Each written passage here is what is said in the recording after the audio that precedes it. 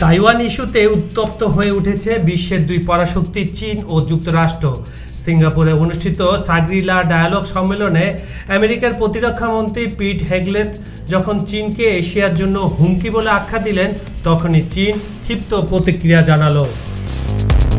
চীন আসলে সামরিক আগ্রাসনের প্রস্তুতি নিচ্ছে, তারা তাইওয়ানের আক্রমণের মহড়া চালাচ্ছে, এই বক্তব্যের কড়া জবাব দিয়েছে বেইজিং। চীনা প্রতিরক্ষা মন্ত্রণালয় বলছে আগুন নিয়ে খেলবেন না। হেগসেথ শান্তির কথা উপেক্ষা করে ঠান্ডা যুদ্ধের মানসিকতা ছড়াচ্ছেন। চীনকে বদনাম করে আমেরিকা আসলে এই অঞ্চলকে অস্থিতিশীল করে তুলতে চেষ্টা করছে।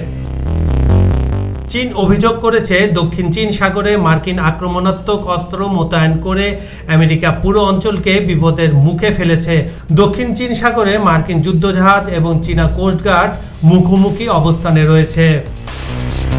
দক্ষিণ চীন সাগরে চীন ও ফিলিপাইনের মধ্যে দ্বন্দ্ব বহুদিনের। আমেরিকা যেখানে ঢুকে পরিস্থিতিকে আরো ঘোলাটে করেছে বলেই দাবি বেইজিংয়ের। চীন হেগসেথের ভাষণের প্রতিবাদ জানিয়ে আনুষ্ঠানিক প্রতিবাদপত্র পাঠিয়েছে ওয়াশিংটনকে।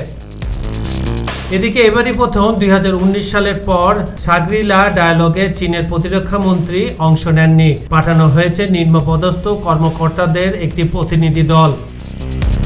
একদিকে ট্রাম্পের চলমান বাণিজ্য যুদ্ধ, অন্যদিকে তাইওয়ান ও দক্ষিণ চীন সাগর নিয়ে সামরিক উত্তেজনা। চীন যুক্তরাষ্ট্র সম্পর্ক এখন বিস্ফোরণের দ্বার প্রান্তে। প্রশ্ন একটাই, এই উত্তাপ গড়াবে কূটনীতিতে নাকি যুদ্ধে? কাজল হায়দার, খবর সংযোগ।